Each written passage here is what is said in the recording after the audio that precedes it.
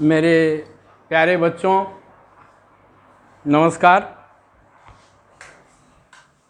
बेटा वर्ग क्लासेज में मैं अरुण कुमार राय आपका स्वागत करता हूं। अब आज हम लोगों को आपकी पाठ्य पुस्तिका का नया चैप्टर पढ़ना है।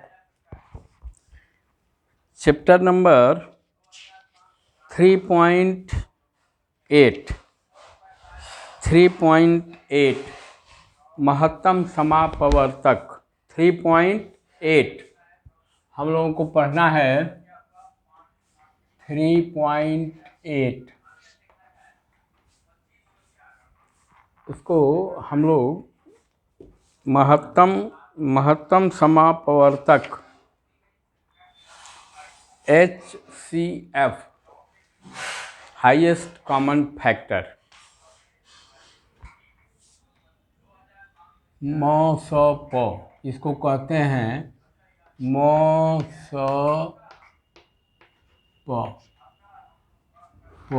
महत्तम समापवर्त्य। इसको कहते हैं महत्तम समापवर्त्य।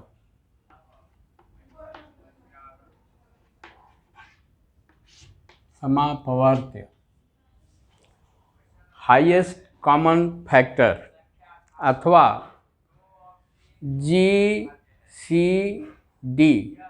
Greatest common divisor. मतलब यह क्या है? गुणनखंड है। दी गई 2 संख्याओं, 3 संख्याओं, 4 संख्याओं में वह सबसे बड़ी संख्या जो सभी संख्याओं को विभाजित करती हो, जिससे सभी संख्याएं विभाज्य हैं, वह क्या होता है? महत्तम समापवर्त्य होता है। सबसे बड़ी संख्या जिससे सभी दी गई संख्याएं विभाज्य हैं, वह संख्या दी गई संख्याओं का HCF होता है, हाईएस्ट कॉमन फैक्टर होता है। मतलब वह सभी संख्याओं में कॉमन है। अब जैसे उदाहरण आपकी किताब में इन्होंने दिया है 12 और 16। 12 और 16 को लीजिए आप।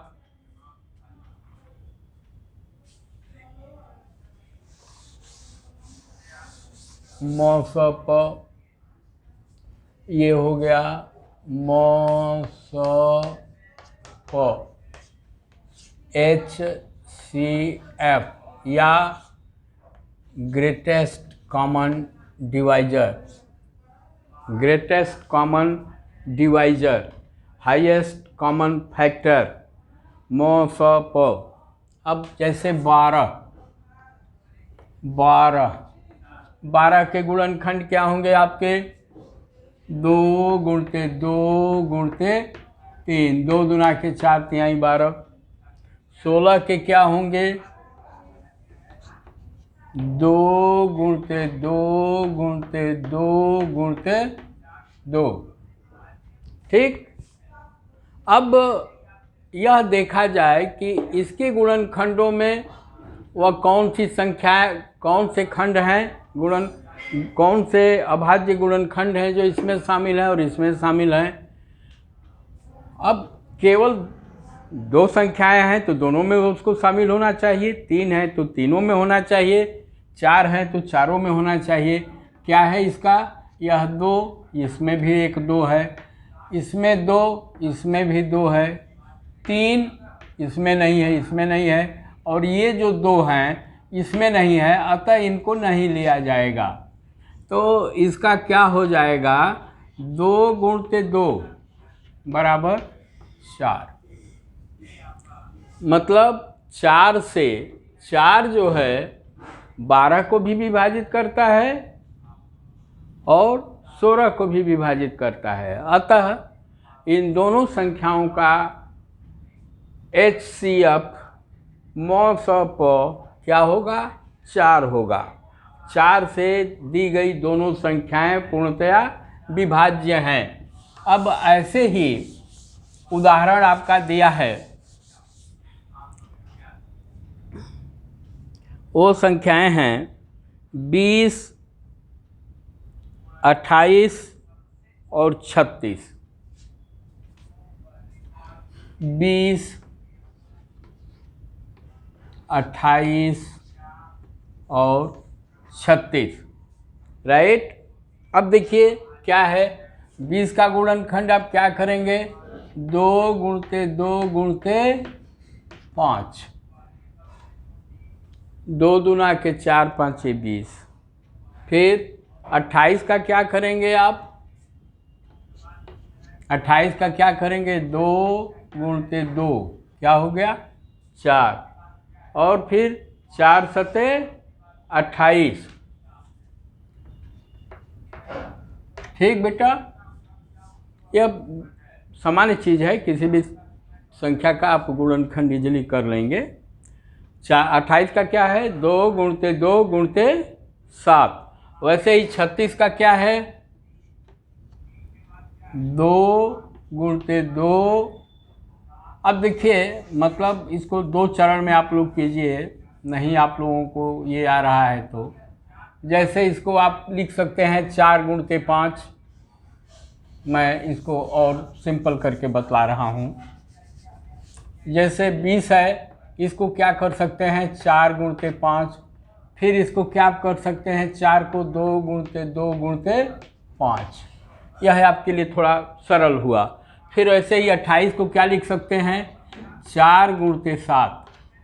इसको क्या लिख सकते हैं, 2 गुणते 2 गुणते 7। फिर 36 को क्या लिख सकते हैं आप, 4 गुणते 9। इसको क्या लिख सकते हैं, 2 गुणते 2 गुणते 3 गुणते 3। अब देखिए, यह तो मैंने गुणनखंड किया, मैंने यह गुणनखंड किया, लेकिन आप देख रहे हैं कि यहाँ पर इन तीनों संख्याओं में ये 4 कॉमन है। इसमें भी 4 है, वही 2 गुणते 2 2 गुणते 2। मतलब यहाँ से भी ले सकते हैं आप लोग, हम लोग यहाँ से भी ले सकते हैं, ठीक, यहाँ भी ले सकते हैं आप। 4 4 4, और कोई ऐसी संख्या नहीं है जो कि तीनों में हो। अतः हम कह सकते हैं कि 20, 28 और 36 का 20, 28, 36 का HCF हाईएस्ट कॉमन फैक्टर क्या होगा, 4 होगा। यह बहुत कठिन नहीं है, थोड़ा सा आप लोग ध्यान देंगे तो समझ जाएंगे। अब ये क्या कह रहे हैं, ये कह रहे हैं 2 या 2 से अधिक दी हुई संख्याओं के सार्वगुणनखंडों में, सार्वगुणनखंड, सार्वगुणज और सार्वगुणनखंड। सार्वगुणनखंड मीन्स जो सभी संख्याओं में, सभी संख्याओं को विभाजित करता हो, सभी संख्याओं का वह भाज्य हो। सार्वगुणनखंड इन दी हुई संख्याओं का महत्तम समापवर्तक, महत्तम समअपवर्तक, समापवर्तक मतलब सामान्य ढंग से, समान रूप से उन सभी संख्याओं का अपवर्तक है, भाज्य है, विभाजित करता है, ठीक, कहलाता है। महत्तम समापवर्तक को हम लोग संक्षेप में मौस भी लिखते हैं, मौस भी लिखते हैं, मौस प भी लिखते हैं, कुछ भी लिखिए आप, कोई बात नहीं है। इसे महत्तम, सबसे बड़ा, सार्वभाजक, ग्रेटेस्ट कॉमन फैक्टर, डिवाइजर भी कहा जाता है। अब निम्न का मौस ज्ञात कीजिए। 24, देखिए अब कुछ दे रहे हैं, इसको मैं मिटा रहा हूँ। ये बहुत बढ़िया चीज़ है, सामान्य चीज़ है, लेकिन आप लोगों को जानना चाहिए। पहला क्या है, 24 और 36। 24 और 36। दूसरा है 15, 25, 30। 15, 25, 30। तीसरा है 8 और 12। और चौथा है 12, 16, 28। 12, 16, 28। अब देखिए इसका कैसे हम लोग निकालेंगे। 24 को हम लोग क्या लिख सकते हैं?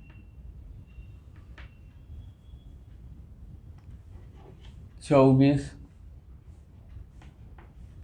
को हम लोग क्या लिख सकते हैं? 4 गुणते 6।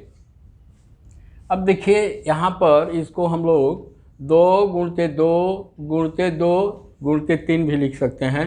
तो लिखिए, चाहे छोड़ दीजिए, कोई आवश्यकता नहीं है। 36 को हम लोग क्या लिख सकते हैं? 4 गुणते 9। या संक्षेप में आपको उत्तर निकालने के लिए, नहीं तो यहाँ पर 2 गुणते 2 3 गुणते 3 कर सकते हैं।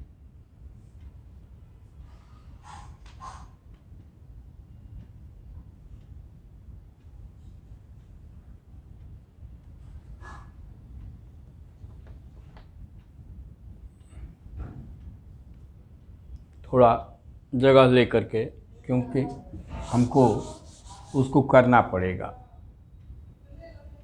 24 यहाँ मैं लगा रहा हूँ इसको।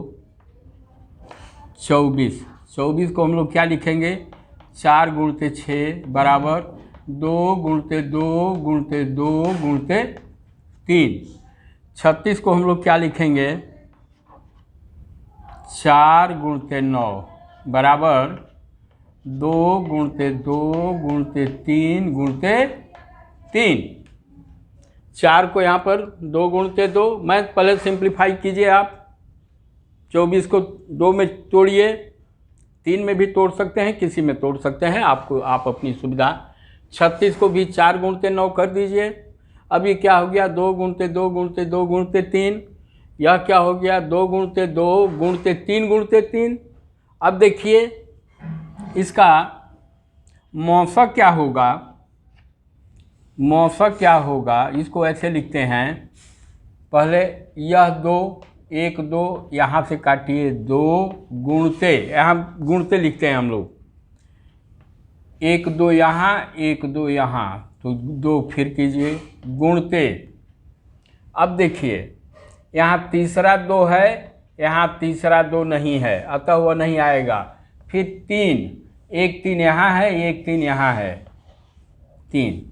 अब दूसरा 3 इसमें है लेकिन इसमें नहीं है, अतः वह संख्या, वह अंक दोनों में होना चाहिए, दोनों संख्याओं में होना चाहिए। 3 है तो तीनों में होना चाहिए। तो इसका मौसक क्या हो गया? 2 दूना के 4 तिहाई 12। इसका मौसक क्या हो गया? मौसक इसका क्या हो गया? 12। अब देखिए इसको थोड़ा उत्तर की जांच भी कीजिए। 12 दूना के 24, 12 से 24 विभाज्य है, 12 तिहाई 36 वह भी विभाज्य है। अब 15, 25 और 30,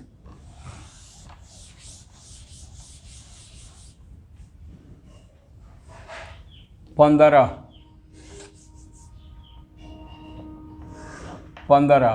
को हम लोग क्या लिख सकते हैं? 3 गुणते 5। 25 को क्या लिख सकते हैं? 5 गुणते 5। 30 को हम लोग क्या लिख सकते हैं?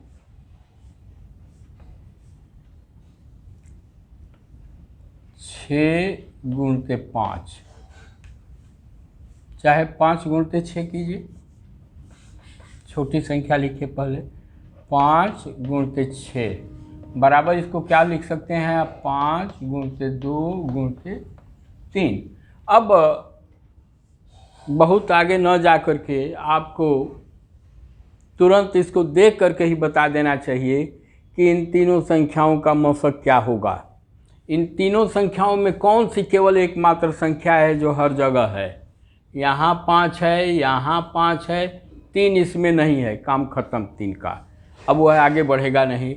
और अब 2 5 इसमें है लेकिन 1 5 इसमें है, दूसरे 5 के लिए कहीं कुछ जोड़ा नहीं है।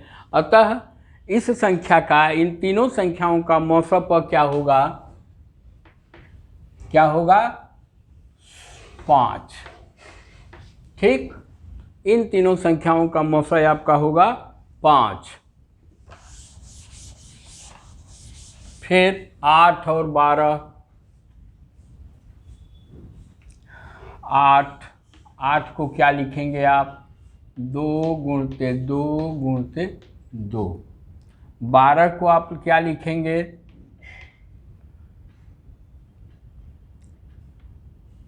12 को आप लिखेंगे 2 गुणते 2 गुणते 3। अब मैं गुणनखंड करके लिख दे रहा हूँ।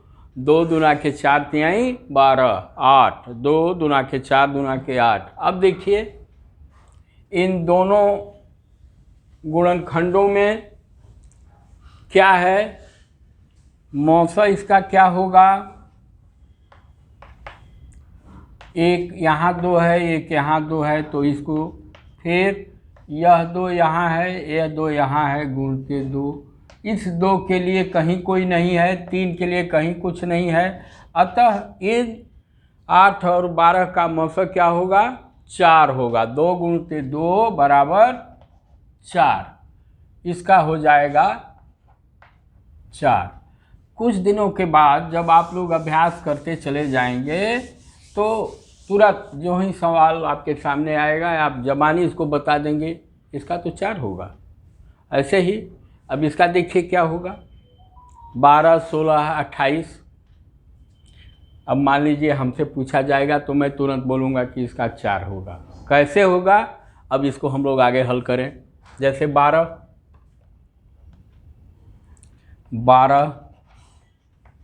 को आप क्या लिखेंगे?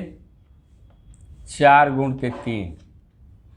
अब थोड़ा संक्षेप पे कर रहा हूँ क्योंकि मैं समझ गया हूँ कि आप लोग समझ गए होंगे। 16 को क्या लिखेंगे आप लोग? 4 गुणते 4। 28 को क्या लिखेंगे आप लोग? 4 गुणते 7। मैं इसको 2 गुणते 2 गुणते 3 करता, इसको 2 गुणते 2 गुणते 2 गुणते 2 करता, इसको 2 गुणते 2 गुणते 7 करता। लेकिन अब मैं समझ रहा हूँ कि इतना आप लोग समझ लिए होंगे। अब देखिए इन तीनों संख्याओं में ये क्या है? 4 कॉमन है। 4 क्या है? कॉमन है। अतः इन तीनों संख्याओं का मौसा क्या होगा? इन तीनों संख्याओं का मौसा 4 होगा। फिर अब आगे देखा जाए क्या कह रहे हैं।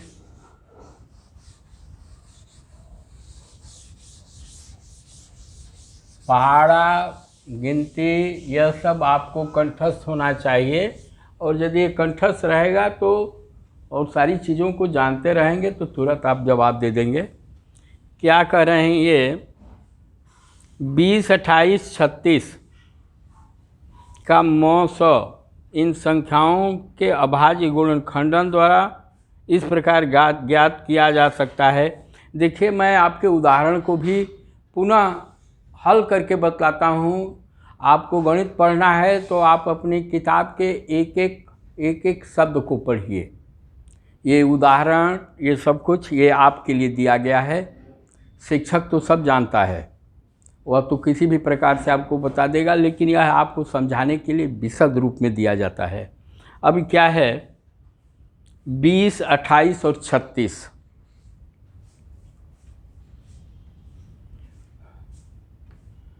20,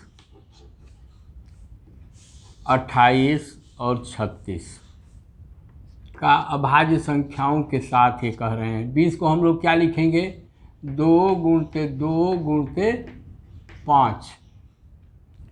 2 दूना के 4 5 20। वैसे 28 को हम लोग क्या लिखेंगे? 2 गुणते 2 गुणते 7। 2 दूना के 4 7 28। वैसे ही 36 को हम लोग क्या लिखेंगे, 2 गुणते 2 गुणते 3 गुणते 3, 2 दूना के 4। देखिए इसको क्या लिख सकते हैं हम लोग, 4 गुणते 5, 4 5 6 20। इसको हम लोग क्या लिख सकते हैं, 4 गुणते 7। इसको हम लोग क्या लिख सकते हैं, 4 गुणते 9। पहले आप ऐसे तोड़िए, 20 को लिखिए 4 गुणते 5, 28 को लिखिए 4 गुणते 7, 36 को लिखिए 4 गुणते 9, फिर आगे बढ़ा कर कैसे कीजिए। अब यह देखिए कि क्या क्या है कॉमन, आप ऐसे ही देख लीजिए। ये 2, यह 2 गुणते 2 इन तीनों संख्याओं में कॉमन है। मैं 1 2 1 2 1 2 ऐसा नहीं कर रहा हूँ, ऐसे ही बतला दे रहा हूँ आपको। यह तीनों में कॉमन है, तो इसका मौसा क्या होगा, इसका मौसा होगा 2 गुणते 2। मौसा क्या होगा, 2 गुणते 2, और कोई संख्या नहीं है जो कि तीनों में कॉमन हो, तो ये क्या हो जाएगा हम लोगों का, 4 हो जाएगा। तो 20 28 36 का मौसा 4 होगा। आपके उदाहरण में भी यही बताया है। ठीक, अब हम लोगों को प्रश्नावली हल करना है 3.6 क्वेश्चन एक्सरसाइज 3.6 3.6 क्वेश्चन नंबर 1 क्या है, निम्नलिखित संख्याओं के मौसा ज्ञात कीजिए। कुल 10 है, तो मैं यहाँ लिख रहा हूँ 1 18 48, 2 है 30 42, 3 है 18 60, 4 है 27 63, 5 है ABC करके दिया है आपकी किताब में 36 84। पहले 5 मैं हल करके ये करूं, फिर देखा जाएगा। 18 का गुणनखंड आप क्या करेंगे, 18 को क्या लिखेंगे आप, 2 गुणते 9 बराबर 2 गुणते 3 गुणते 3 होगा ना। 18 2 गुणते 3 गुणते 3, 2 गुणते 9, फिर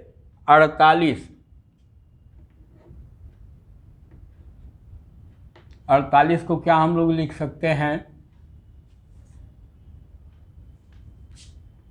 6 गुणते 8।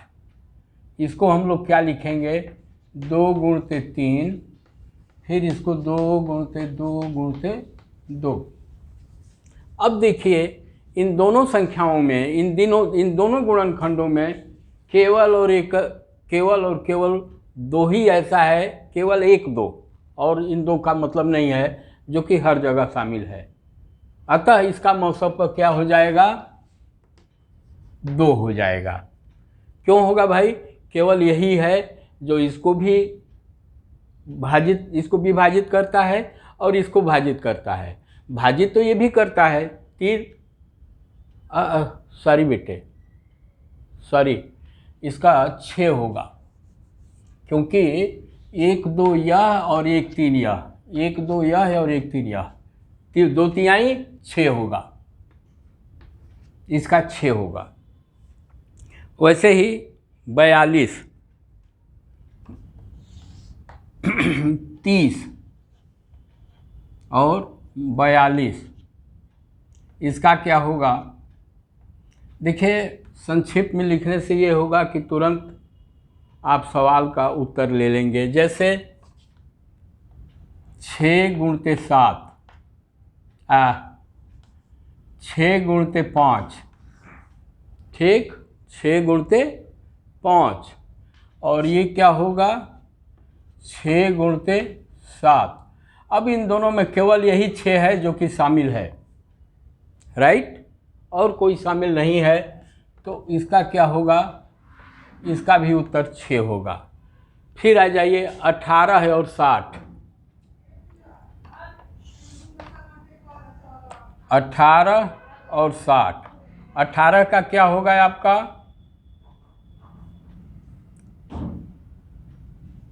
2 गुणते, अब 9 कर दीजिए, चाहे 3 कर दीजिए, 3 गुणते 3, 2 तिहाई 6 तिहाई 18। फिर 60 का कीजिए, 60 का आप क्या कर सकते हैं, 2 गुणते, इसको आप पहले 30 कीजिए, फिर 30 को तोड़िए, 2 गुणते 2, फिर 15 हुआ, 15 को 3 और गुणते 5 कर दीजिए। चाहे इसको आप 2 गुणते 15 भी कर सकते थे, लेकिन चूंकि अब 3 ऊपर आ रहा था, इसको 6 गुणते 3 भी हम लोग लिख सकते थे, और इसको 6 गुणते 10 भी कर सकते थे। इसका भी उत्तर क्या आएगा, यह 2, यह 2, यह 3, यह 3, और इस 3 के लिए, इस 5 2 के लिए कोई जगह नहीं है, तो इसका भी क्या हो जाएगा 6 हो जाएगा। फिर 27 और 63, 27 और 63,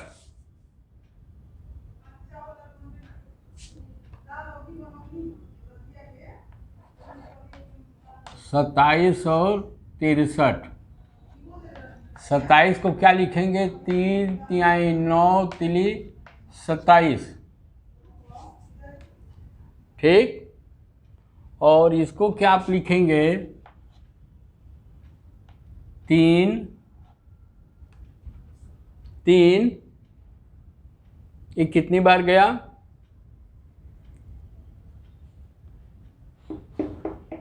21 बार। 21 को आप क्या लिखेंगे, 3 गुणते 7, 3 गुणते 7। अब देखिए यहाँ ये 2 इन दोनों में शामिल है, तो इसका क्या हो जाएगा 900, 3 गुणते 3 बराबर 9, इसका 900 हो गया 9। और अब 36 84 को कीजिए, 36 और 84,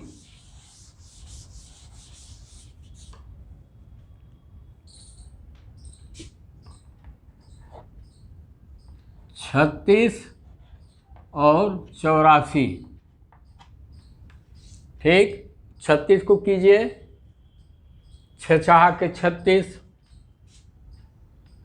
6 गुणते 6 बराबर 2 गुणते 3 गुणते 2 गुणते 3 होगा ना, 2 तिहाई 6 दूना के 12 तिहाई 36। अब इसको देखिए,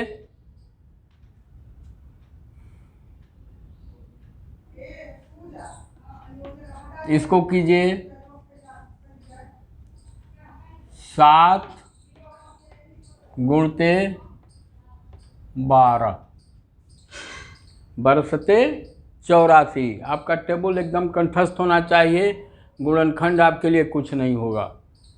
फिर इसको आप क्या कर सकते हैं, 7 गुणते 2, 12 को कीजिए, गुणते 2 गुणते 3, 7 दूना के 14 दूना के 28 तिहाई 84। अब देखिए क्या क्या कॉमन है, 900 इसका क्या होगा यह 2 और यह 2,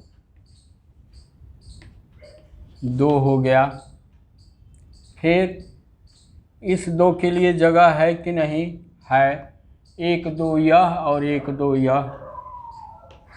फिर 3 बचा, इसमें 1 3 और 1 3, ये 3, 2 गुणते 2 गुणते 3 बराबर कितना हो गया, मौसा हो गया 12। देखिए 12 तिहाई 36 और 12 सत्ते 84, तो इसका मौसा कितना हुआ 12। ये हो गया ना, 1 2 3 4 5 ABCDE। अब फिर देखें आगे क्या कह रहे हैं, उसका भी हम लोग निकालेंगे। क्वेश्चन नंबर 1 में हम लोग लगा रहे हैं। अब क्या है,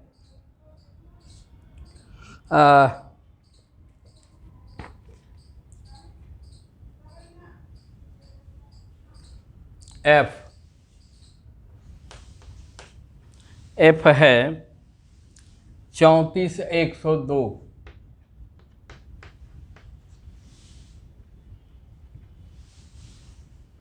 फिर 70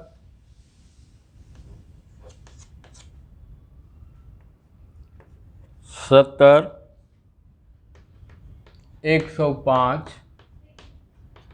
175, फिर एच क्या है 91 112 और 49, आई 18 54 81 54 81, 12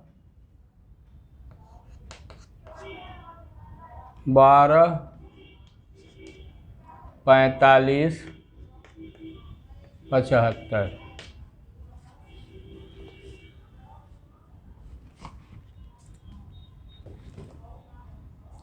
अब देखिए 34 और 102 का निकालिए।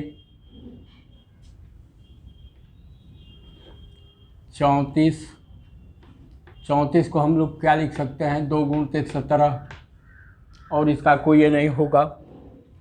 फिर 102 को क्या लिख सकते हैं हम लोग, पहले तो 2 गुणते 51 होगा।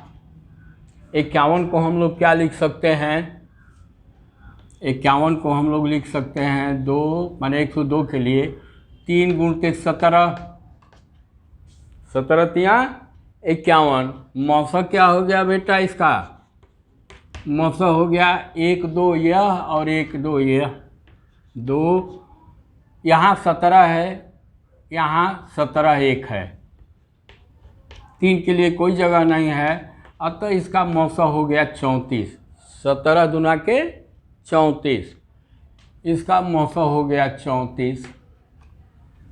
चलिए बहुत बढ़िया, आगे आइए। फिर है 70 105 175, 70 105 और 175। इसको 70 को हम लोग क्या लिख सकते हैं, 5 गुणते 14, 14 5 70। इसको हम लोग क्या लिख सकते हैं, और 5 गुणते 2 गुणते 7, 7 दूना के 14, 5 गुणते 2, 5 दूना के 10 7 70। फिर देखिए 105, 105 क्या होगा, 2 से नहीं कटेगा, लेकिन 5 1 6, 3 से कटेगा, 3 गुणते, अब उसमें भाग देंगे यदि 105 का तो वह 35 होगा। 35 तिहाई 100 5। अब इसको 35 को हम लोग क्या लिख सकते हैं, इसको हम लोग लिख सकते हैं, यह 3 तो हो ही जाएगा, इसको 5 लिखिए और फिर इसको गुण के 7 कर दीजिए, 7 पचे 35। फिर यहाँ ये 175,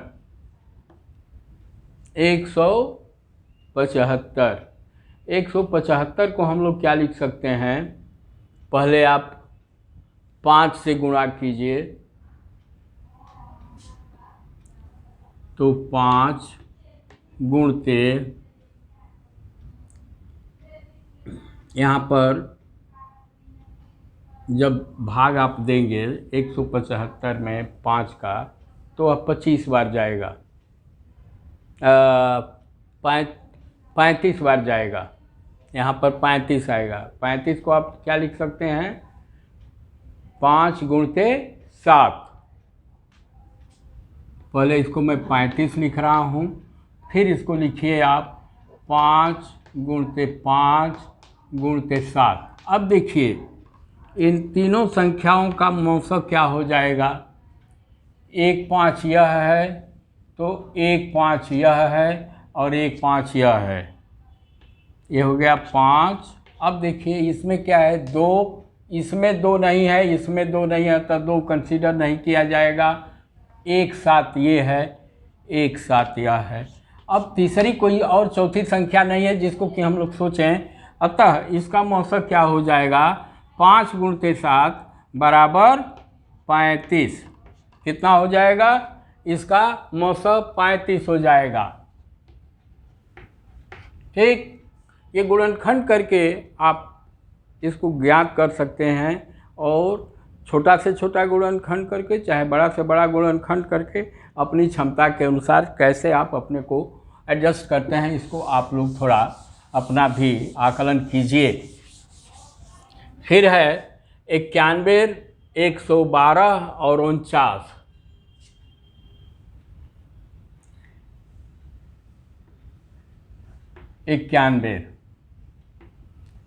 इसका क्या होता है, 13 7 91, और इससे कोई छोटा रूप इसका नहीं हो सकता है। 13 7 91, 112,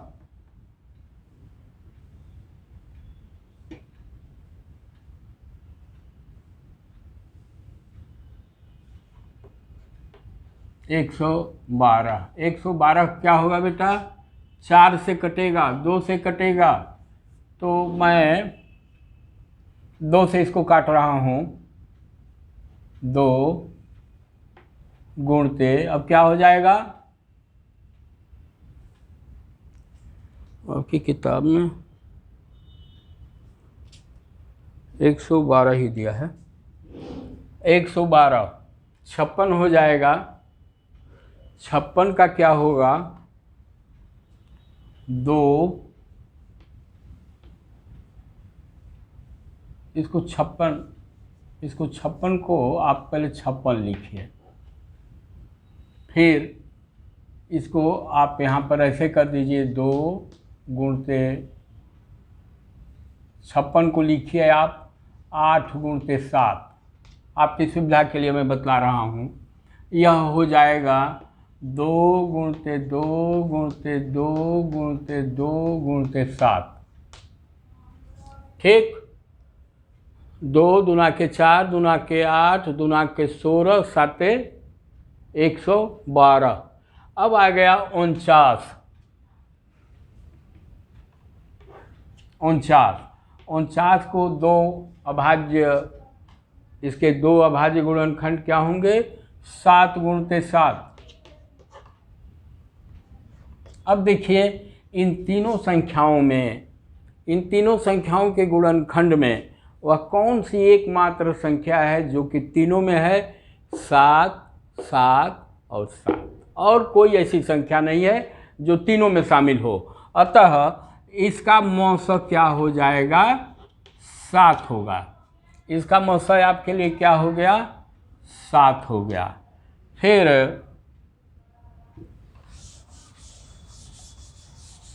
अब इसका देखिए 18 54 और 81। इसका जैसे आप लोगों को जब प्रैक्टिस हो जाएगा तो तुरंत कहेंगे कि इसका 9 होगा। अब कैसे होगा इसको अब आप लोग देखिए, थोड़ा प्रैक्टिस, जितना प्रैक्टिस करेंगे यह आपके लिए आसान होता चला जाएगा। 18 को क्या लिखेंगे आप, 2 गुणते 3 गुणते 3, 54। 54 को आप क्या लिखेंगे, 8 9 छक्का 54, मतलब पहले 2 से इसको कीजिए, 2, फिर ये 6 हुआ, 27 हुआ। 27 को आप क्या लिख सकते हैं, 3 गुणते 3 गुणते 3, 2 तिहाई 6, तिली 18 तिहाई 54। और 81 को आप क्या लिखेंगे, 9 गुणते 9 बराबर 3 गुणते 3 गुणते 3 गुणते 3। ठीक, 9 के लिए 3 गुणते 3 हो जाएगा। अब देखिए इसमें कौन सी ऐसी संख्या है जो तीनों में है, वह क्या है, यह 2 इसमें है, ये है इसमें, लेकिन इसमें नहीं है। ये 2 इसमें 3 है, इसमें भी 3 2 है, और इसमें भी 2 3 है। तो मौसा क्या हो गया इसका, 9। क्या हो गया, 9।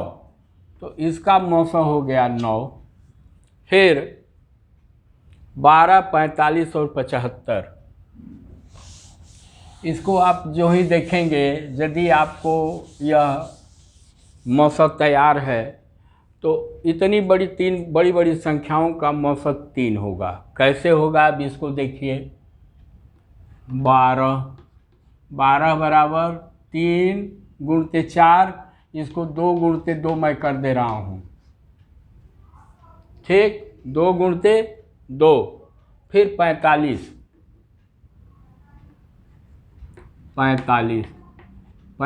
को मैं कर दे रहा हूँ 5 गुणते 9 बराबर क्या हो गया, 5 गुणते 3 गुणते 3। ठीक ना, 9 पचे 45, 5 गुणते 3 गुणते 3, और 75 में पहले 3 से आप एक कीजिए, 3 25 तिहाई 75, 25 को क्या करेंगे आप, 25 5 गुणते 5 कर देंगे, 5 तिहाई 15 पचे 75। अब देखिए इस संख्या का गुणनखंड में 3 है और 2 है, इसमें 5 और 3 है, इसमें 3 और 5 5 है। मतलब इन तीनों संख्याओं में केवल और केवल एकमात्र एक ही 3 है, जो यहाँ भी है, यहाँ भी है और यहाँ भी है। अतः इनका मौसा क्या होगा बेटा, इसका मौसा 3 होगा। और इस प्रकार यह मैंने आपको बता दिया, इसको गुणनखंड करके भी कर दिया। इसका थोड़ा प्रैक्टिस करेंगे तो इसके आप एकदम मास्टर बन जाएंगे। यह आपके लिए बहुत सिंपल हो जाएगा। अब फिर अगला क्वेश्चन देखा जाए क्या है।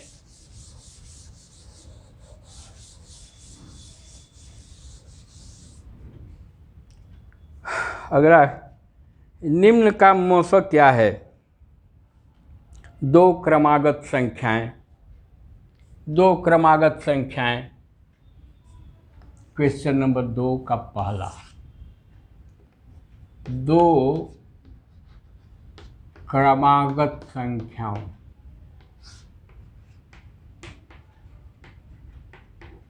दो क्रमागत संख्याएं कोई भी ले लीजिए, कोई भी 2 क्रमागत संख्या।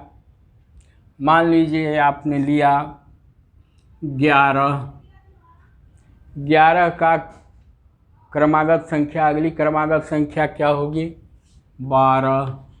इसका गुणनखंड कीजिए 1 गुणते 11, इसका गुणनखंड कीजिए 1 गुणते 2 गुणते 2 गुणते 3, 4 तिहाई 12।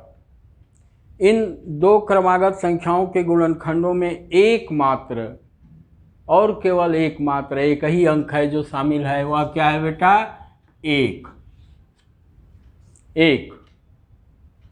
अतः दो क्रमागत संख्याओं का महत्तम समापवर्तक क्या होगा? 1 होगा। इनका जो है 1 होगा। फिर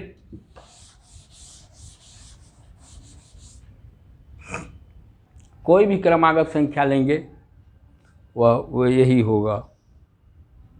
दो क्रमागत सम संख्याएं, ये बहुत मज़ेदार है। दूसरा है दो क्रमागत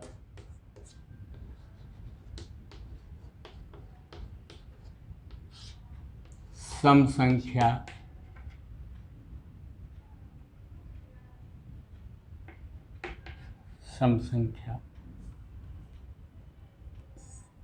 दो क्रमागत सम संख्या कुछ भी ले लीजिए। मैं ले रहा हूँ 6 और 8, 12 और 14, कुछ भी ले लीजिए।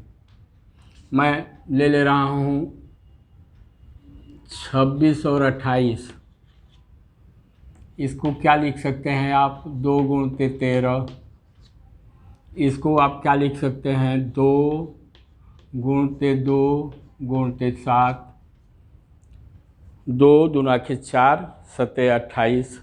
इन दो क्रमागत सम संख्याओं में केवल और केवल एक ही अंक 2 है। एक तो मान लीजिए 1 भी माना जा सकता है, लेकिन अब यहाँ छोड़ दिया जा रहा है। चूँकि अब गुणनफल हमको मौसा मतलब 2 संख्याएं 3 संख्याएं आती हैं तो उनका गुणनफल हम लोग लिखते हैं, अतः 1 को नहीं लिखते। केवल और केवल एक ही यह 2 है जो दोनों में शामिल है। अतः दो क्रमागत सम संख्याओं का मौसप महत्तम समापवर्तक HCF क्या होगा? 2 होगा। ठीक, अब ऐसे ही और तीसरा क्या कह रहे हैं? तीसरा इनका है दो क्रमागत विषम संख्याएं।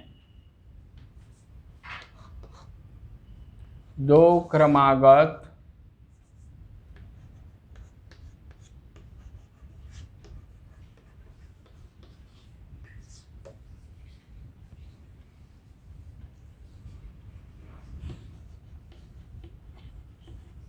विषम संख्याएं। दो क्रमागत विषम संख्याएं, अभाज्य नहीं, विषम की बात हो रही है। मैं 15 और 17 ले रहा हूँ, चाहे 25 और 27 ले रहा हूँ।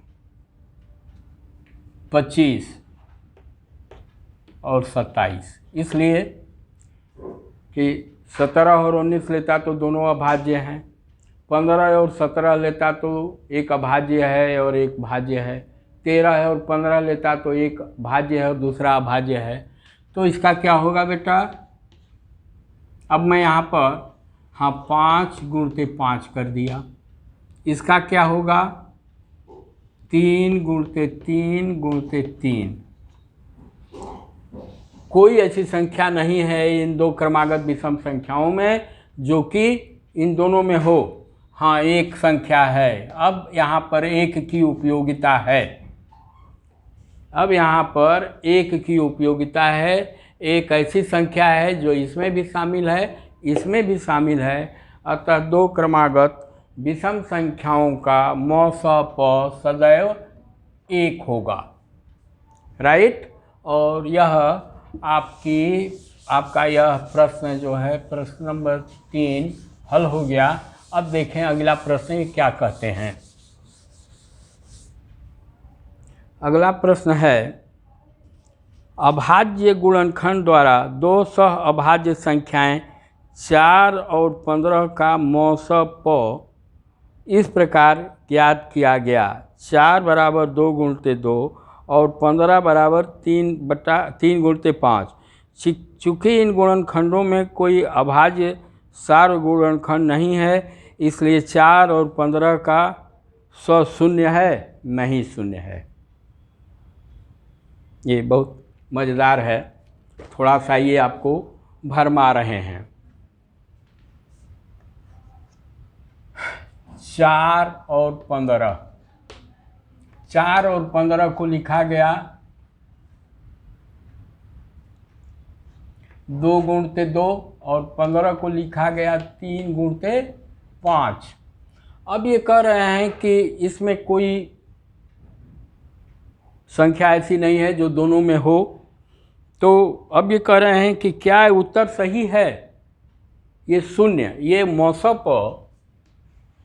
इसका मौसप ये कह रहे हैं कि शून्य है और कह रहे हैं कि क्या यह सही है। अब आप लोग बताइए कि सही है कि गलत है। यह उत्तर गलत है। क्यों गलत है? इसका एक गुणक जिसको कि हम लोगों ने छोड़ दिया, एक भी है, अतः यह गलत है। सही क्या होगा? इन सबों का मौसप क्या होगा? 1 होगा। राइट। तो इस प्रकार से यह प्रश्नावली आपकी ख़त्म हुई।